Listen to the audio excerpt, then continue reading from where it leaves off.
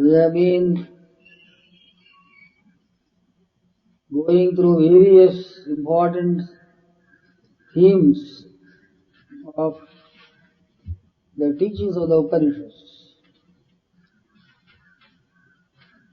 and many subjects have been covered. There was a great sage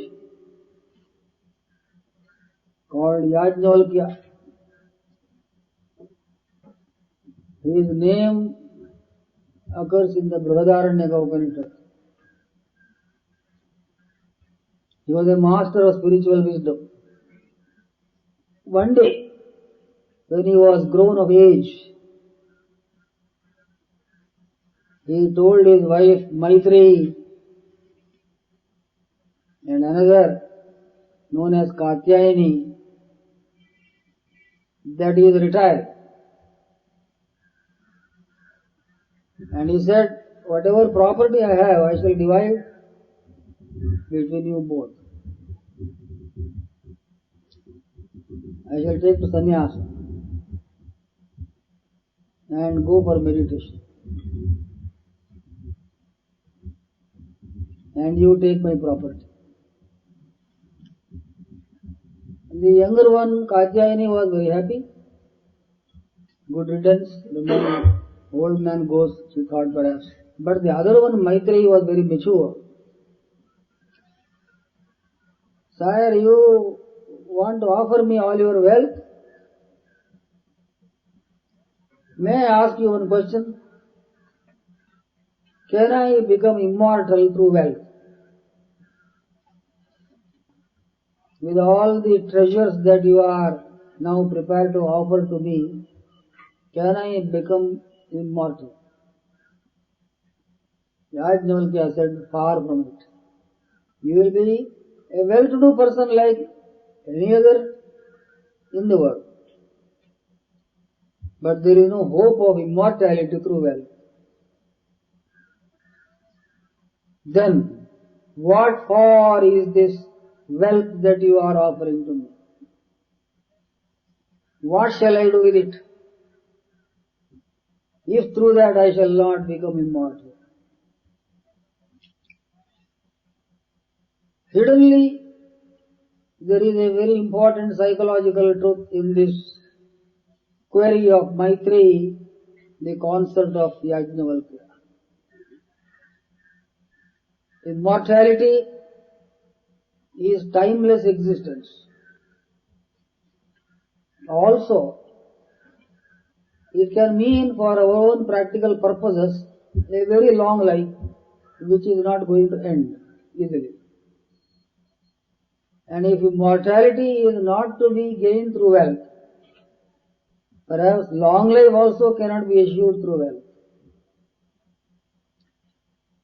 And this would mean that our life can end at any time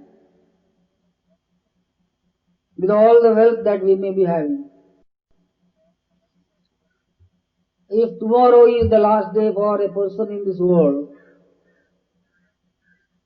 having large treasures for that person's possession, what good is that treasure? If the owner or the possessor of the wealth is not to be existing at all, what can wealth do? What is its utility? Do we love wealth? And what for is this love for wealth? Your question is very important one, says Yajnavalkya. You are very wise in raising this point. You are very dear to me. Come on, I shall teach you something. Sit down, I shall speak to you. Nava are patyuh kamaya patih priyo bhavati atmanastu kamaya patih priyo bhavati. Nava are jaya kamaya jaya priya bhavati atmanastu kamaya jaya priya bhavati. Nava are sarvasya kamaya sarvam priyam bhavati atmanastu kamaya sarvam priyam bhavati. Nobody loves anything for its own sake. Here is a master stroke of genius from Yajnavalkya, the great sage. Nobody loves anything for own sake. We are accustomed to this slogan of love, and we consider that as something very preeminent in our daily life. We love people, we love wealth, we love land, we love property. There is such a thing called love in this world. But who does love what? And what is the purpose of this love? Psychologically as well as metaphysically, philosophically, there seems to be an error in our notion that anything can be loved at all. The word love becomes a misnomer when its essences are investigated into. If by love you mean affectionately clinging to something that is other than your own self, then love does not exist in this world. If love means asking for something other than one's own self, clinging to something other than oneself, feeling happy with that which is not oneself, if that is the definition of love, love is a hypocrisy. It does not exist. But if you say love, it does not mean always love for something other than one's own self. It should be love for your own self. Who will love one's own self? That is again a psychological problem. Neither does love for another seems to be justifiable, nor does love for one's own self seem to be meaningful. For the sake of the self, everything is dear, is a very precise statement of sage Yajnavalkya. This statement is so precise, so concentrated, that its meaning is not clear obviously on its surface. Because it does not appear that people love themselves. And it is difficult to make out the sense of this statement if we just say you are loving property because you are loving yourself. Nobody will understand what exactly is the meaning of this statement. Am I loving myself when I love property? It does not look like that. I cling to something which I regard as my belonging. And does not mean that I am clinging to my own body.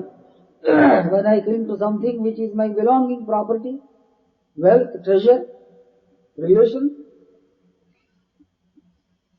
Yajnavalkya says you do not understand things properly. That is why the meaning is not clear to you. We have, in our earlier discussions, concluded that everything in the world has a pure subjectivity in itself.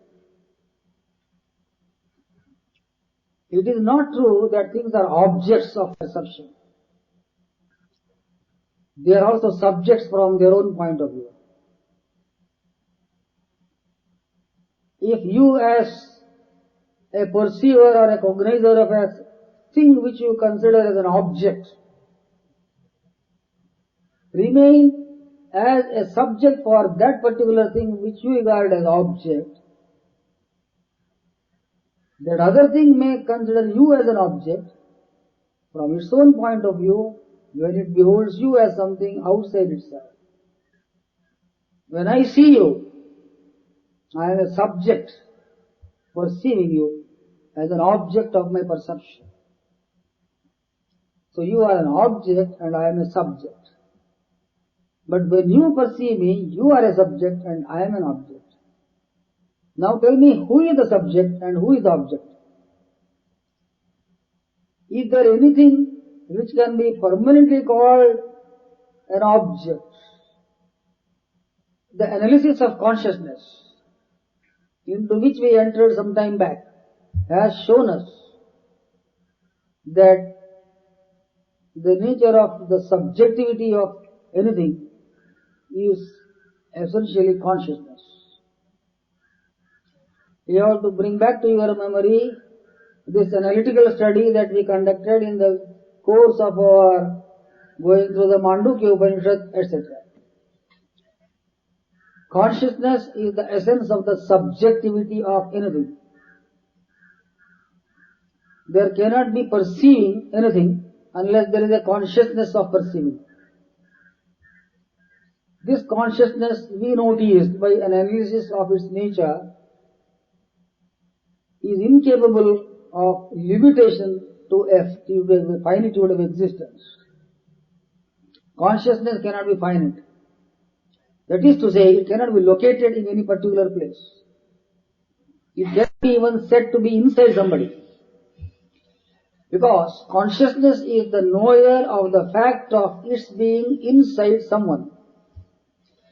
If someone says consciousness is inside, it is consciousness itself making this statement possible. The so-called consciousness which appears to be inside seems to be asserting that it is inside. Minus consciousness, no assertion is possible. So it is consciousness that is apparently holding the opinion that it is inside. That is to say, it is not outside. I am just repeating briefly, in outline, the processes of analysis we conducted earlier on this issue. Consciousness is inside and therefore it is not outside. How does consciousness know that it is not outside? The process of perception is the commingling of consciousness with that which it considers as its object. Consciousness has to contact the object in order that it may become aware that the object is existing at all. The contacting of consciousness in this manner, in respect to the object, would preclude the old opinion that it is only inside. If it is locked up within the personality of an individual, no one can know that there is anything outside one's own skin. You will not know that there is a tree standing in front of you. Consciousness has to be capable of outstripping the limitations which it appears to be imagining around itself. All perception is an obvious demonstration of the non-finite character of consciousness. It is not merely inside, it is also outside. That is to say, it is everywhere. It is infinite, is the point. So when you love somebody, something, some object, some whatever it is, Yajnavalkya tells us what pulls you in the direction of that object so-called is not the object by itself. Because this object is a subject in its own status. Its essence is not objectivity. Its essence is as much a center of consciousness as your own subjectivity is a center of consciousness. In all love, in all affections, in all attractions, the self pulls the self. The universal that is hidden in the so-called object outside pulls, as it were, in its own direction, itself present in the subject, and vice versa is the action that is taking place. I hope you understand the point. It is as if one part of consciousness collides with another part of consciousness in perception. As the Bhagavad Gita would tell you in another context, you must have heard this in the classes on the Bhagavad Gita, that Sri Krishna in one context says that all perception which is sensory is actually the gunas of Prakriti coming in contact with the gunas of Prakriti. Gunaha guneshu vartante. The gunas of Prakriti, Sattva, Rajas and Tamas, which are the constituents of the sense organs, come in contact with the very same properties of Prakriti, which also constitute the object of sense. So, the object and the subject come in contact with each other because of the fact that both are constituted of the same substance, Prakriti, Sattva, Rajas, Tamas. More deeply, we may say consciousness is the subject. It is also the object. In technical language, the subject consciousness is called Vishayi Chaitanya. Vishayi is a Sanskrit word, which means something or someone which is conscious of a Vishaya or an object. Vishaya means object. And the object consciousness is called Vishaya Chaitanya. The process of perception of the object by the subject is called Pramana Chaitanya or perceptive consciousness, or you may say perceptional consciousness. And the coming to be aware of the existence of an object, your being aware of the existence of an object is called Prameya Chaitanya. The decision that you arrive at, that you have known the object. The conclusion that the object has been known is also a consciousness. And that conclusion consciousness in respect of an object being known is called Prameya Chaitanya. The subject consciousness, which is Vishayi, is also called Pramatri Chaitanya. And the object, which is also essentially consciousness, is called Vishaya Chaitanya. And the process is called Pramana Chaitanya. We can forget all these words. I am just mentioning to you casually technologies of perceptional psychology. The idea is that in all attractions, in all processes of contact of the subject with the object,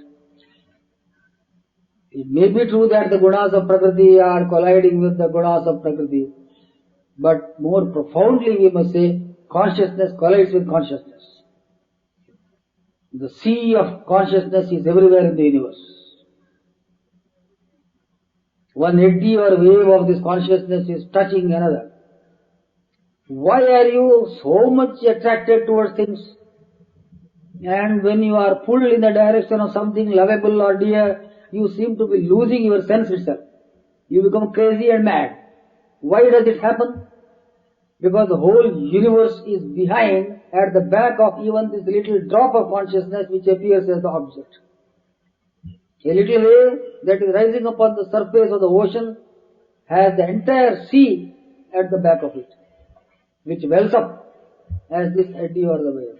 The power of the entire sea is behind the wave. As the infinite is incapable of resisting, nobody can resist an attraction. Because attractions, which are also laws, arise on account of a psychological impasse created unconsciously by the involvement of consciousness in sense organs, and through the sense organs coming in contact with the object, not knowing the fact that the sense organs themselves are propelled by an inward consciousness of the subject, and there is also something in the object which is basically consciousness. There is another psychological factor in the process of attraction. You don't get attracted to everything so easily. A rock on the bank of the Ganga may not attract you so powerfully as the rose flower, for instance, that is blossoming on the garden, and so on. There are varieties of circumstances which differentiate one kind of perception from another kind of perception.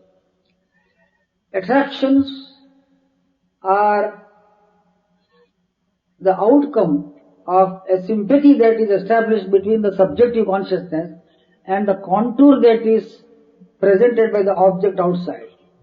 Notwithstanding the fact there is consciousness. Now I am touching upon another aspect of the matter altogether, not the metaphysical one. There are three aspects of this issue. Why is it that we are pulled towards something? The one is what has been already told in the Bhagavad Gita. Gunas propel themselves towards gunas. Prakriti, as the subject, working through the sense organs, is pulled towards itself as it were outside in the form of an object, which also is constituted of the very same Prakriti. That is one answer to the question why one is pulled towards another thing. The other one that I mentioned is the consciousness that is infinite in its nature is pulling infinitudinously the subject consciousness, and there is a vice versa action. Subject and object pull each other. The third that I am mentioning is the attractions are conditioned by certain features of the object. The Atman, the soul, the self, the consciousness in us is a perfect symmetry and perfection. It is the most beautiful of things. The soul is the most beautiful thing. Nothing can be beautiful like the soul. Nobody has seen the soul. But if you can imagine what beauty is, if you have seen any surpassingly beautiful thing in the world, not a little beautiful thing, but enchanting, absorbing, enrapturing beauty. If you have seen anywhere, you may say soul is something like that. Now, the soul cannot be attracted to anything unless it sees some sympathy. That is to say, unless in that object towards which it is attracted, some quality of it is also presented. Symmetry is one of the things. Any kind of hodgepodge arrangement cannot attract you. Methodological arrangement, symmetry, proportion, and meaningfulness. A meaningless object cannot attract you so much as a meaningful one. You may ask me, what is meaning? Meaning is that character in an object by which you can consider that object to be of some utility to you. If it is totally non-utilitarian, it is a meaningless hodgepodge, your mind cannot be attracted. So symmetry of contour, perfection of presentation, precision and orderliness, together with meaning that you see in it, pulls the subject towards the object. However, considering any aspect of the matter, it does not mean that we love our object for its own sake. There is some subjectivity involved in it. Unless a meaning is read in the object, you will not be pulled towards that object. You want to put that object into some utility. If there is no meaning at all, no attraction takes place. So, Nava are sarvasya kamaya sarvam priyam bhavati, atmanastva kamaya sarvam priyam bhavati. Nothing is dear for its own sake, for the sake of the Atman, everything is dear. And when you love a thing, you are loving your Atman. Now you may again make the mistake of thinking my Atman is inside. How is it that I am loving something outside? Don't make that mistake. Again and again the same idea will come to the mind. How can I say that I am loving my own Atman when I love something outside? This Atman is not inside you only. Here is the point that we should always remember again and again. It is somehow or other masquerading in the form of all things outside. The Atman is infinite existence. The infinite pulls the infinite. The Supreme Self it is that pulls the Supreme Self. Therefore Yajnavalkya says to Maitreyi, Nobody loves anything for its own sake. All love is love of self in the pure spiritual sense. Not this self or that self, myself or yourself, itself. This kind of self is not the point. It is universal self that is actually pulling you in some form and you are not able to catch the point. There is an illusion that is presented by the sense organs. Under the impression, due to that illusion, you go to the object thinking that it is beautiful, it is necessary, it is meaningful. There is no meaning in anything in this world except the meaning of the selfhood of that object. If the self is absent in that object, it is non-entity, and a non-entity cannot attract you. So if the self that it is that pulls you, it is yourself only that is pulling you. After having said this much, Yajnavalkya proceeds further by saying, after departure there is no consciousness. I cannot understand. Maitreyi says, what are you saying? No consciousness. You are confusing me by saying this. No, Maitreyi, I am not confusing you. You do not understand what I am saying. When the consciousness departs this individuality of the bodily personality, when I say there is no consciousness, I mean there is no particularized consciousness. To us, all consciousness is psychological consciousness. To us, every consciousness is sensory consciousness. I am conscious. When you make a statement like this, you mean that you are conscious of something which is psychological perception, sensory perception. Consciousness by itself does not perceive anything. It is itself the universal perceiver. Though why did you say that there is no consciousness after the absolution of consciousness from entanglement in this body? The reason is, yatra idvaitamiva bhavati kaditara itaram pashyati. You will see another only when there is duality. If there is something outside consciousness, consciousness can see something. But if there is consciousness only everywhere, what will it see? What does God see, for instance? You can put a more poignant question to yourself in a more intelligible manner. Does God see anything? What does he see? If the entire creation is pervaded by God, what does God see? He sees nothing, he sees himself only. The awareness of God is awareness of himself. The so-called omniscience of God, with which we attribute him, is actually an all knowledge of himself. Every quality that is attributed to God is actually connected with himself, his own existence. Therefore, when there is no duality, no consciousness outside itself, it is itself all things, there is no knowledge of anything, it is pure being awareness. Yatra tvasya sarvam atmeva bhut tatra kena kam pashye tatra kena kam jigre tatra kena kam manmida kena kam vijaniyat vijnataramare kena vijaniyat. Who will know the knower? Who will think the thinker? Who will understand the understander? Who will be conscious of consciousness? Pashyan vahitanna pashyati. You will be wonderstruck. What kind of thing are you telling?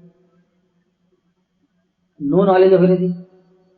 All knowing and yet not knowing anything outside. Yadvai tanna pashyati, pashyan vai tanna pashyati. Knowingly it knows not anything.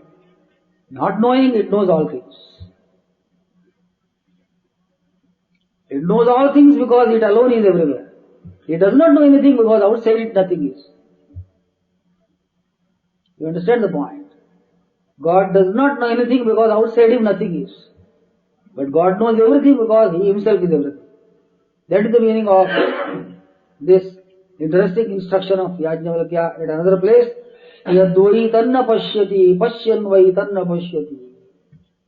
Nahi drashtur drishter vipariloko vidyate. There is no gulf between the seer and the seen. Therefore the seer alone is reigning supreme. Salila eko drashta. They are all Sanskrit verses I am quoting. You may not be able to understand. Many of they are interesting things. Salila eko drashta advaito bhavati esha brahma loka samraditi aina manushasasa Yajnavalkya. This is the soul seer, the sea of consciousness. Salila, like an ocean it is. It is spreading itself like a sea. Ego drashta, single seer is that. The entire sea of the consciousness, the universe which is all seeing, is aware of itself. Eko drashta bhavati. Esha brahmaloka. This is called the supreme brahmaloka, the region of the absolute. Yajnavalkya tells to Janaka here. This is another context. Esha brahmaloka samradhe, O your highness. Yajnavalkya tells Janaka, this is brahmaloka. Eshasya paramagati. This is the goal of life. Eshasya parama sampatu. This is the greatest treasure that you can think of. Eshosya paramo loka. This is the greatest position that you can imagine. Eshosya parama ananda. This is the supreme bliss. With a drop of this universe of bliss, the entire creation is sustained. All the joys of this world, of all this creation, put together, are said to be one drop of this universal Brahman bliss, the bliss of the Absolute. Having said this, Yajnavalkya retired. This is a famous conversation in the Brihadaranyaka Upanishad called Yajnavalkya Maitreyi Samvada. Conversation between Yajnavalkya, the sage, and Maitreyi's consort. No teaching can go beyond this. It is the highest pinnacle of human thought.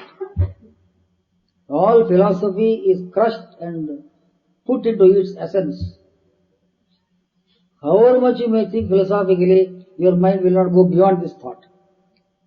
Indian thought has reached its peak in this teaching of Yajnavalkya, recorded for us in the conversation of his Maitreyi. Can we attain this state? This question may arise in your mind. Why should you ask such question? It must be attained. Because it is already said, this is your goal. This is your aim. This is what you are asking for. Even when you are asking for the silliest joys of life, you are actually asking for this infinite bliss unknowingly, not knowing what is happening to you. How will I get it? If I want it. Great discipline of the consciousness is necessary. At the present moment, there is an outward trend of consciousness. We are extrovert, sensorily, objectively, spatially, temporally. We are causation bound. And we are living in a relativistic world. One part hanging on something else. A daily practice of the abstraction of consciousness from its involvement in the senses is to be practiced. It can be done as a natural habit of your life if you are enough and your mind is strong enough. That is, you can think only in this way. There is no other way of thinking. Now, why should you not think in this way when this is the aim of life? Have you any suspicion that there is something else also in this world other than this? Or, if the mind is not strong enough, you can find a time for your own self. This analysis that we made just now should be the analysis that you have to carry on during this process of this wisdom meditation. He be seated in a particular posture and deeply think over this issue. What do I want? 100 questions will arise in the mind. I want all kinds of things. Now Yajnavalkya has given an answer to your question, do you want really all kinds of things? What are those all kinds of things? So many things, so many objects. Do you love objects? Yes, sir. Is it true that you are loving objects actually? Now comes Yajnavalkya to your assistance. You are not loving objects for your own sake. Neither building, nor land, nor property, nor relations, nor people, nor any blessed thing, not even this body itself. You don't want anything of this kind. It is the great bliss of universal existence that is summoning you, and an establishment of oneself in that consciousness is the liberation of the spirit, moksha. This is moksha yoga that Yajnavalkya speaks, the yoga of liberation of the spirit. This great Yajnavalkya is very famous in the Brihadaranyaka Upanishad. Very powerful person was he. I can tell you a little story to tell you how powerful he was. He was one of the disciples of a sage called Vaishampayana. And Vaishampayana was the promulgator of the Yajurveda Samhita. There are 4 Vedas, Rigveda, Yajurveda, Samaveda, Atharvaveda. The Yajurveda was the prerogative of this particular sage called Vaishampayana. They say there was a conference of sages on a mountain. And they stipulated a condition. All the invitees should come. If any invitee does not come, he will incur the sin of killing a Brahmin. This Vaishampayana somehow or other could not attend that meeting. He had some other occupation that day. And the sin came upon him. He called all his disciples. Yajnavalkya was one of them. You see, my dear boys, a sin has come upon me. Because I could not attend that meeting. And according to the ordinance, the sin has to come upon me. Will you do some prayaschitta? Something to expiate my sins? All of you. Yajnavalkya stood up. Why lead these boys? I can do it myself, he said. These are little boys. What can they do? I do myself. This Guru got very upset. You are a very proud boy. You are insulting the others, saying that they know nothing and you yourself will do anything. You give back all the Yajurveda back to whatever I have taught you.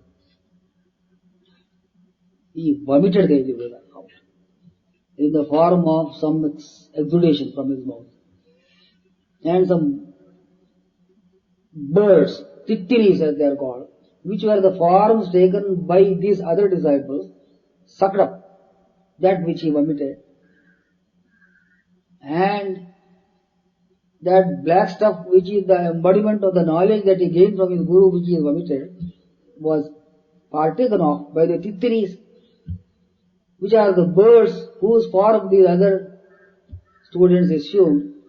And so that particular Veda becomes Taittiriya Veda. Tittiris Veda is Taittiriya Veda. And it is also called Black Veda because he vomited some black stuff.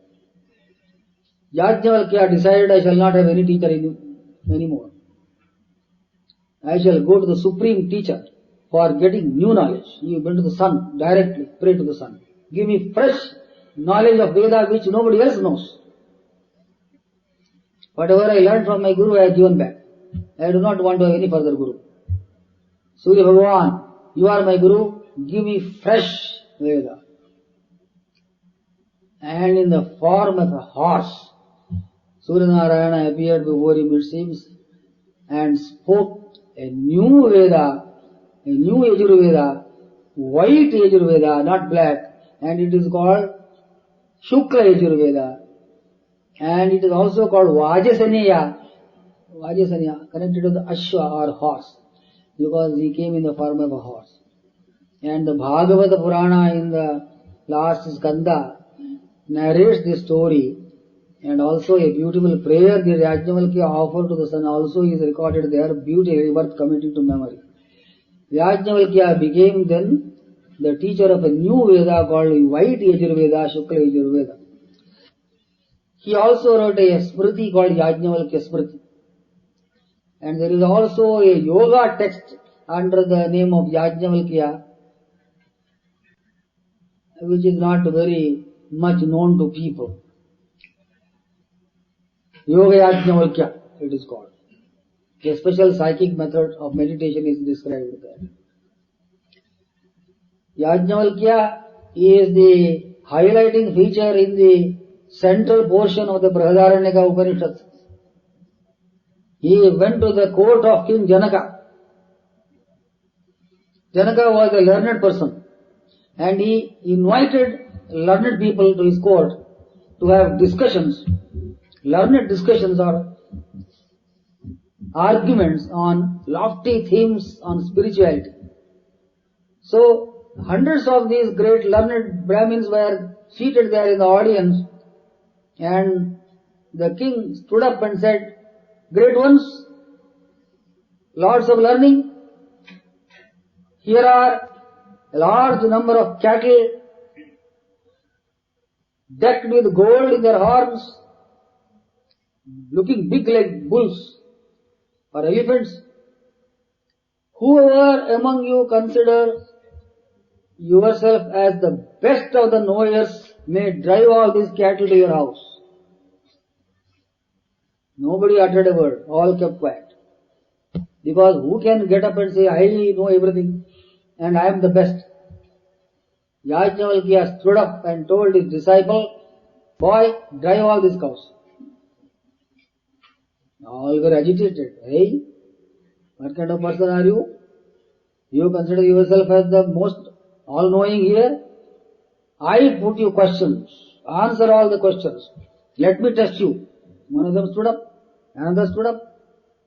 Some 8 people bombarded him and threw on him arrows of complicated questions, difficult to understand ordinarily, and every one of them he answered on the spur of the moment.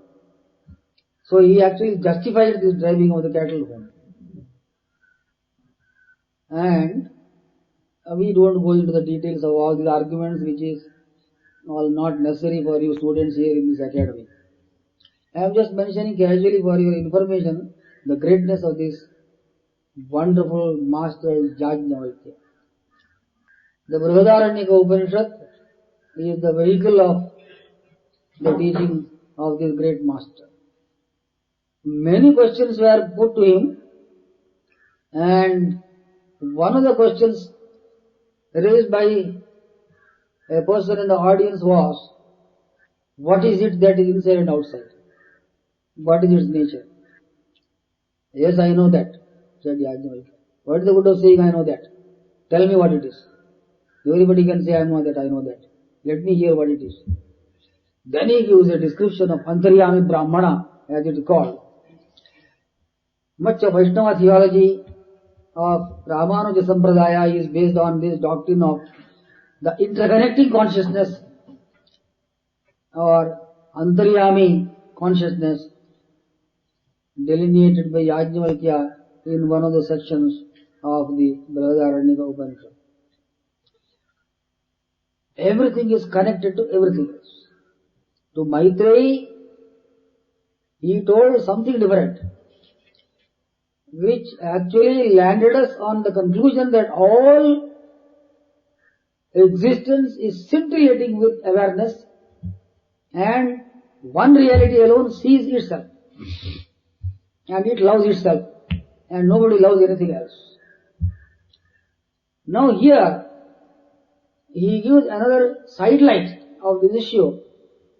The fact of the unitary existence of this whole sea of consciousness also implies the interconnection of all things. There is one entity in us, Atman, Because of the presence of this Atman, which is the consciousness in us, every limb of this body appears to be connected to every other limb of the body. Is there no interconnection of the limbs of the body? There is an organism, which is our physical personality. The word organism implies an interconnected body, an organization which is complete in itself, of which every part is connected to every other part. Modern science has confirmed this truth of everything being connected to everything else. Scientists tell us today that every cell of the brain of a person is connected to every atom in the cosmos. Can you imagine this astounding conclusion? Every cell of your brain is vitally, organically connected to every atom in the cosmos. So that in the head you are carrying the entire universe. But because of blockage, we are not omniscient. So Yajnavalkya mentions here in answer to another question that everything is connected to everything else. The inwardness and outwardness of things is a fallacy. There is a totality of interrelations, and all things are everywhere. You can find anything at any place. Everything is everywhere at any time. You can remember this interesting recipe for you. Everything can be found at any place, at any time. You need not go to any distant place for getting things. It is just here. Wonderful Yajnavalkya. Glory to his teaching. Blessed be all. Hari Om Tat Sat.